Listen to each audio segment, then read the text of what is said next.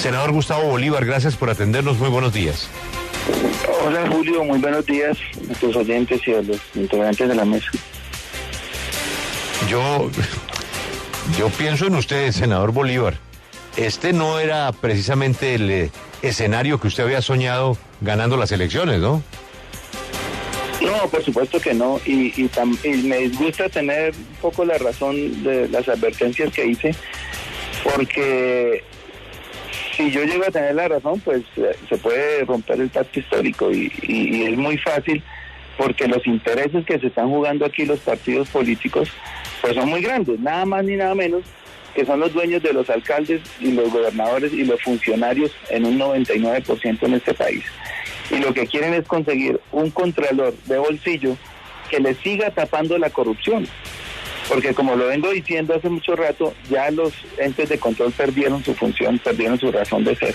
Porque en este país los grandes golpes contra la corrupción lo están dando los periodistas. Una periodista de esta emisora, de la W, fue la que descubrió el robo de los 70.000 millones. Unos periodistas de Blue descubrieron el robo de los 500.000 millones. Daniel Coronel, también de esta emisora, se cansa de denunciar casos de corrupción. Y yo le pregunto a mis colegas cuando defienden a esta señora, ¿dónde estaba la señora cuando se presentaron estos robos y dónde están sus alertas tempranas para merecer ser candidata a un puesto tan importante como la Contraloría? Y no existen esas alertas tempranas, porque esos funcionarios están ahí para tapar la corrupción, y lo que buscan con este nombramiento, alineándose con esta candidata, es simplemente tener 4 años más de impunidad, y no lo vamos a permitir, Julio, no se puede. Bueno, pero, senador Bolívar, la pregunta es ¿dónde está el piloto? El contralor, para usted, ¿debe o no debe ser de una lista del pacto histórico? Yo creo que el contralor debe ser independiente, y le voy a explicar las razones por qué. Yo ni siquiera quisiera que nosotros como pacto histórico tuviéramos un candidato, porque si a alguien le conviene tener un contralor independiente es al pacto histórico, porque es la persona que nos va a decir: cuidado que fulano está robando, cuidado que allí se están presentando alertas tempranas, y eso nos conviene para defender el pacto histórico. Si nosotros conseguimos un contralor de bolsillo, lo único que estamos consiguiendo es destruir el pacto histórico, porque nos va a tapar los actos de corrupción que finalmente algún periodista como ustedes va a sacar, y eso destruye el pacto histórico. Entonces, lo mejor, lo que más nos conviene es que ni sea de la clase política corrupta que tiene ya candidata, ni sea de nosotros. Tenemos que encontrar una línea media de un candidato que no tenga compromisos ni con el pacto histórico ni con esa vieja clase política. Pero, senador Gustavo, ¿dónde está el piloto? ¿Dónde está el piloto? Porque el piloto se suponía que iba a ser Alfonso Prada en el Congreso. Luego está el senador Velasco. Luego entonces aparece Roy Barreras, y Roy Barreras está como máximo jefe de la operación. Y en esa cirugía aparece desde Barranquilla Armando Benedetti diciendo no. Esto, la coalición no es así. O están o no están con el gobierno, pero no es que están con el Congreso aparte y no están con el gobierno. Y todo esto requiere de un director de orquesta político del nuevo gobierno. ¿Quién es al fin? Pues, de todas las personas que usted ha nombrado, Julio, ninguna pertenece a la causa. Yo llamo la causa esa por la que luchamos tantas personas y por la que murieron tantas personas. Son personas que han llegado recientemente, otras últimamente, otras un poco más atrás, pero si usted se da cuenta es lo mismo. Y de ahí nace esa confusión, que la gente no sabe cuál es el candidato, a quién debemos elegir, y todo eso porque desde la misma confección de la lista ya se le empieza a meter mano a las cosas. Entonces se dijo: quitémosle al Congreso la selección, démosle a las universidades la capacidad de seleccionar las listas de elegibles. Pero todos lo corrompen. Ahora las universidades están politizadas, y no descarto que, esto puede ser una denuncia, pero no tengo pruebas, la universidad le pase las preguntas a los candidatos que el Contralor quiere que elijan. Entonces, en la primera lista nos encontramos con que si con 9 de los 10 candidatos, el Contralor elegía un títere.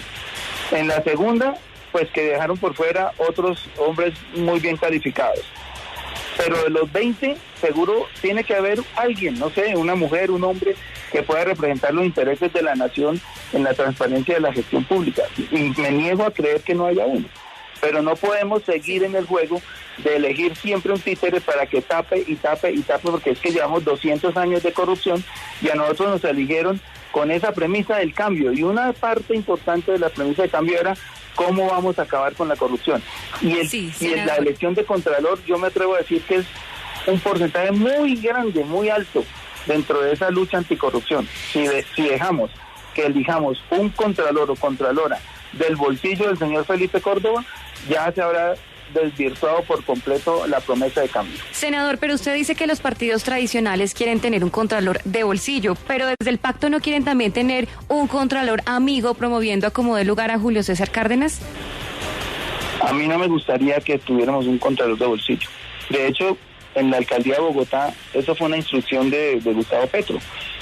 Le dijo a su bancada, y eso lo pueden desmentir los demás concejales que había en la época, que lo mejor es que el Contralor estuviera en la oposición, y permitió la elección del entonces Contralor Juan Carlos Granado. Le hizo la vida a cuadros, lo gustó, lo destituyó, le hizo de todo, pero yo creo que en un país serio, y esto tiene que ser una reforma constitucional, hay que hacer dos cosas. Primero, que no sea el Congreso quien elija al procurador, como lo dijo Julio, ni al Contralor. Uno no puede estar eligiendo a sus jueces, a quien lo disciplina y a quien lo investiga. Y lo segundo, por ley, que las Contralorías y Procuradurías, tanto a nivel nacional como departamental, queden en manos de la oposición. Eso es lo más sano. Pero aquí, ninguna de las dos cosas pasa. El Congreso en este espectáculo vergonzoso tratando de encontrar quién le tape a sus gobernadores y alcaldes, porque para nadie es un secreto que muchos de los congresistas son dueños de gobernadores y de alcaldes y de funcionarios por todo el país. Y lo segundo, pues que no hay independencia, y ahí sí para nada sirven las Contralorías y las Procuradurías. Tienen esos tres entes de control, Fiscalía, Procuraduría y Contraloría, 32.000 funcionarios y cuestan 9 billones. ¿Y por qué son los periodistas los que terminan descubriendo los actos de corrupción? No sirven para nada, están politizados. Senador, yo no puedo dejar pasar este diálogo sin referirme a la denuncia que usted dejó formulada, consignada en la entrevista con Pregunta Yamit.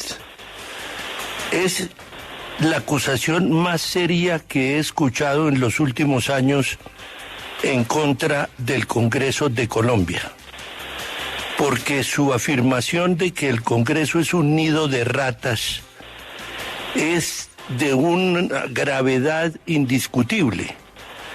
Los señalamientos que usted dice tener para acusar a quienes hacen parte del 30% del Congreso es una vergüenza. De manera que si lo juntamos con el problema que se deriva de la elección del Contralor, estamos frente a una crisis política mucho más grave que la que tiene que ver con este episodio. Es que para usted el Congreso está completamente intoxicado.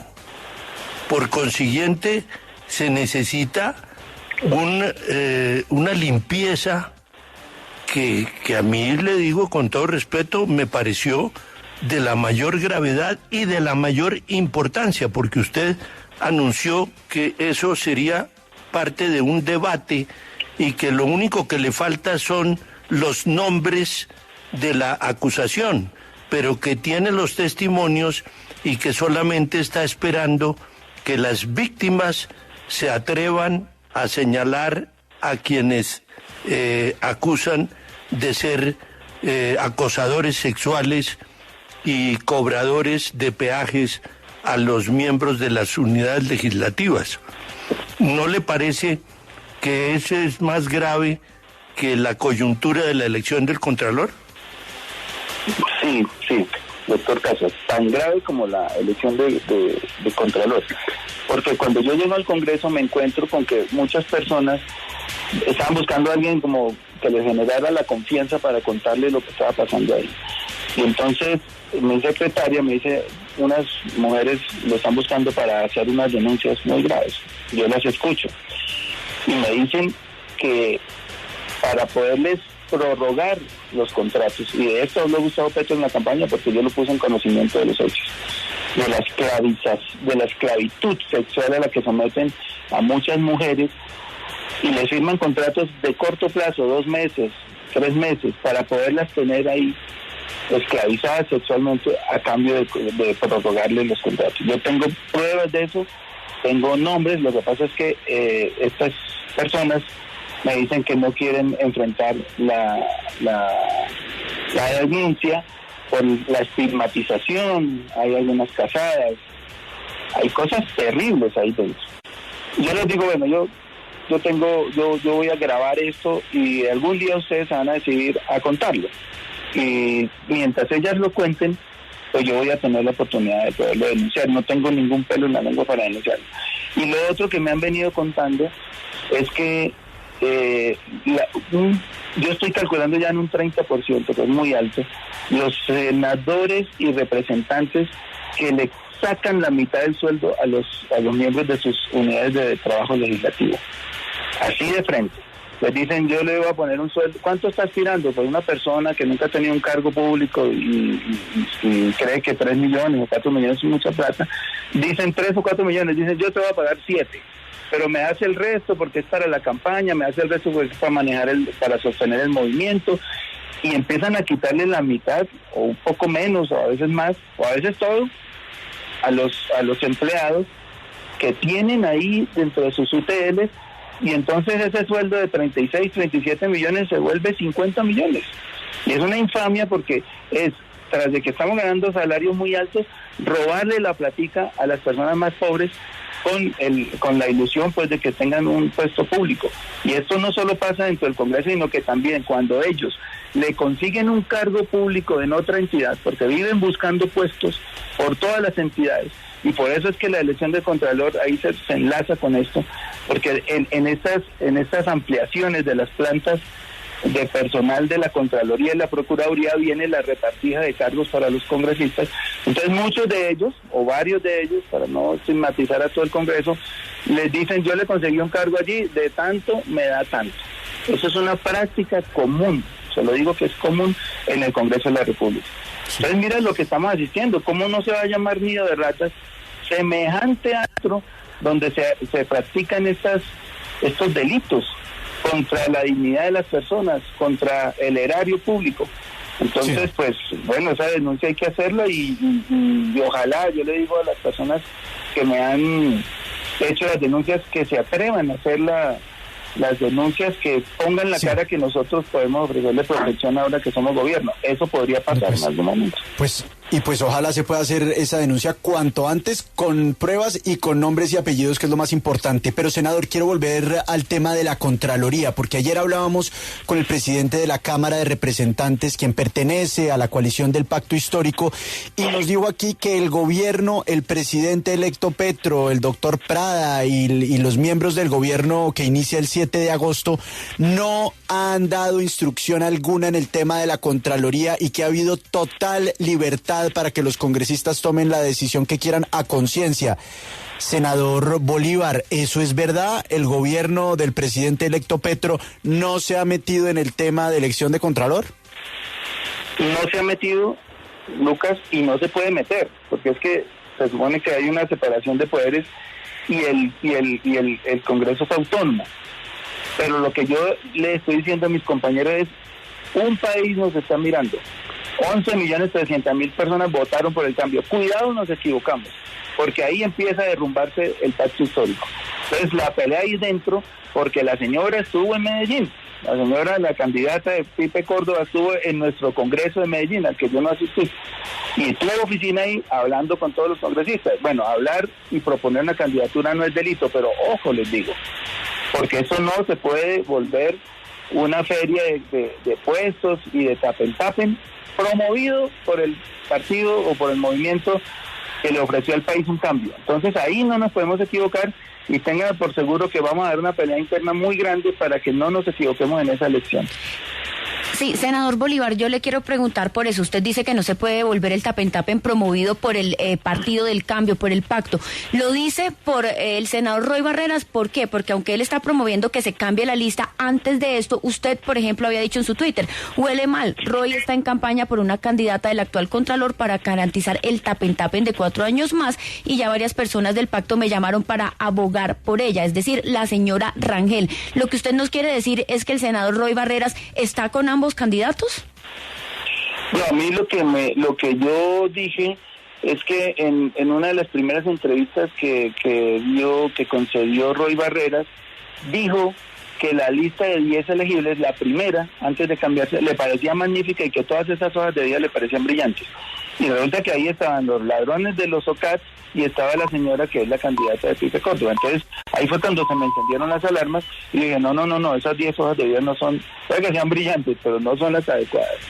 Y ahí fue cuando tuve una discordia con Roy en ese sentido, pero bueno, ya vemos que él tiene todo el interés de cambiar la lista, ha nombrado una nueva comisión, la comisión está renunciando, sé que por presiones de la Contraloría, para sabotear la nueva elaboración de una nueva lista, y todo esto es porque a ellos les conviene que se mantenga la actual lista, porque dentro de esa lista están los candidatos, está su plan A, su plan B, su plan C, y de pronto el D, para tener el contralor de bolsillo que están buscando hace mucho rato. No, pues terrible panorama, senador Gustavo Bolívar, semejante esfuerzo y sobre todo frustración para la gente. Panorama. Pues imagínese, se le ha puesto un cambio. Estamos en eso, yo sé que la gente lo va a entender allá. Sí, yo tengo una última inquietud que se la planteé al comienzo. El piloto, para usted, porque fíjese, hoy está poniendo la cara a usted. Hoy no estamos escuchando, sino leemos en Twitter al ex senador Benedetti. Ayer estuvo muy activo Roy Barreras, con cara gano yo, con sello gano yo. El doctor Velasco con el tema de los alcaldes, pues ahí salió a decir que el presidente estaba en un tema superior de seguridad nacional. Alfonso Prada, que es el supuestamente ministro del Interior, no en funciones, pero aparentemente el operador político, tampoco ha aparecido. Entonces uno se pregunta, y se lo pregunta a usted, ¿quién debería ser el gerente político en este momento del gobierno electo, senador? Mire, yo creo que aquí en el pacto histórico debería por lo menos haber una junta, haber 4, 5, 6, 7, no sé cuántos senadores y senadoras que estemos tomando estas decisiones. Me meto ahí porque a falta de piloto, pues los movimientos y los partidos tienen unos principios y entonces uno acude a los principios. Bueno, no hay piloto, pero tenemos unos principios y tenemos unas promesas hechas a Colombia, a los votantes. Y nosotros, guiándonos por esa promesa y por esos principios, sencillamente tenemos que actuar, a falta de piloto. El piloto ya vendrá, porque es que el gobierno no ha empezado, empieza el lunes. Y seguramente de aquí al lunes habrá esos nombramientos y el presidente nos dirá quién va a regir los destinos de la comunicación entre el Ejecutivo y el Legislativo, que puede ser el ministro del Interior. Ahí suenan nombres.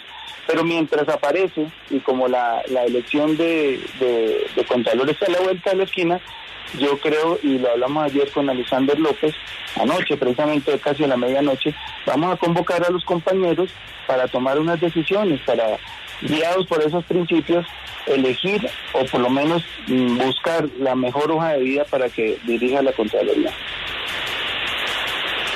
Senador, mucha suerte y gracias por atendernos. Bueno, a ustedes, Julio, muy buen día para todos.